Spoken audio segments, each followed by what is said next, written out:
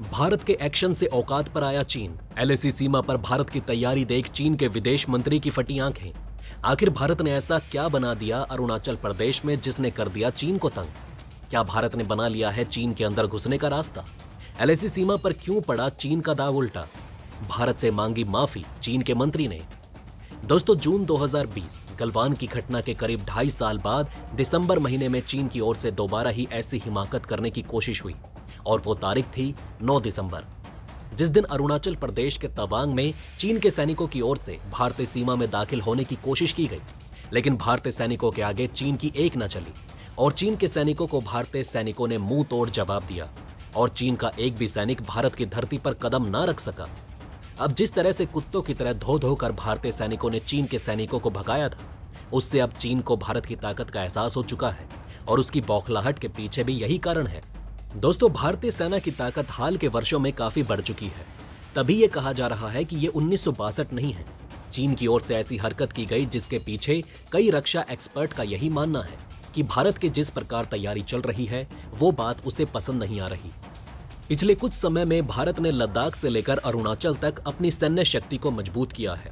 अरुणाचल के पास भारत की तैयारी देख अब चीन की सांसें अटक चुकी हैं। दोस्तों, चीन की तैयारी के बीच भारत की ओर से सेना की ताकत बढ़ाए जाने पर जोर दिया गया। मोदी सरकार की ओर से रक्षा बजट बढ़ाया गया और एलएसी के पास इंफ्रास्ट्रक्चर को मजबूत करने पर जोर दिया गया। सरकार का जोर चीन से सटे सीमा पर भारतीय सेना की ताकत कैसे बढ़े इस पर है। किसी भी आपात स्थिति से निपटने और भारतीय सैनिकों तक तत्काल मदद पहुंचाने के मद्देनजर सड़कों का जाल बिछाया जा रहा है और इसी बीच अरुणाचल प्रदेश में सड़क के साथ ही सुरंग, पुल और एयरबेस का भी निर्माण किया जा रहा है। अरुणाचल फ्रंटियर हाईवे प्रोजेक्ट पर काम शुरू है। जब ये सारे प्रोजेक्ट पूरे हो जाएंगे तब एलएसी तक भारतीय सैनिकों की पहुंच और भी आसान हो जाएगी। एक रिपोर्ट में दावा किया गया है कि अरुणाचल प्रदेश में केंद्र सरकार ने खास पैकेज के तहत 2319 किलोमीटर लंबी सड़क बनाने की मंजूरी दी, जिसमें 1150 किलोमीटर से अधिक सड़क का निर्माण हो चुका है।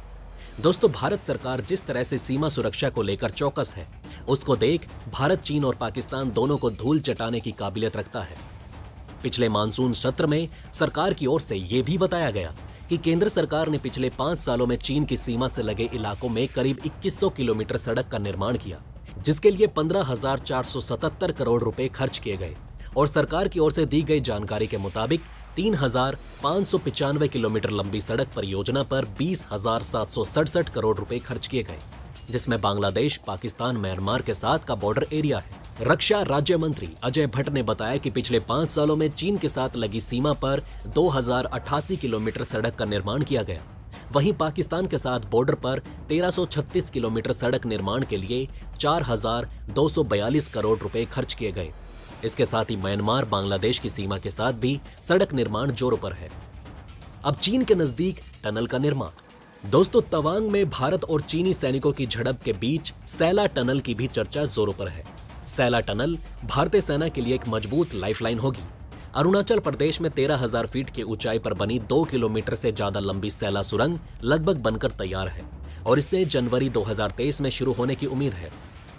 इस सुरंग के जरिए चीन की सीमा के पास से गुजरने वाले तवांग सेक्टर तक मिसाइल और टैंक आसानी से पहुंच जाएंगे। इस सुरंग को खास तकनीक का प्रयोग करके बनाया गया है। हर मौसम में इस टनल से कनेक्टिविटी प्रदान होगी। ये टनल तवांग और वेस्ट कामेंग जिले के बीच की यात्रा दूरी को 6 किलोमीटर और ट्रेवल टाइम को 1 घंटा कम कर देगी। अब दोस्तों, चीन के साथ सीमा विवाद के बीच भारत चीन से मुकाबले के लिए पूरी तरह से तैयार रहा। भारत का रक्षा बजट बढ़ाया गया है। सेना को विदेशी और स्वदेशी अत्याधुनिक हथियारों से लैस किया जा रहा है।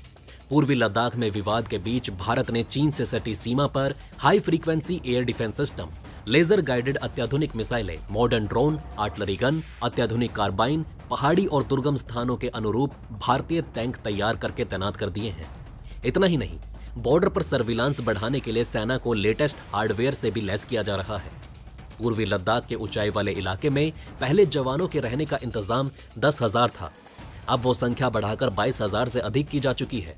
पूरी तरह से आधुनिक और कॉम्पैक्ट शेल्टर 15,000, 16,000 और 18,000 की ऊंचाई पर बनाए गए 3D बंकर बनाए जा रहे हैं, जिस पर टैंक से करीब से भी हमला किया जाएगा तो भी वे इसका सामना कर पाएंगे।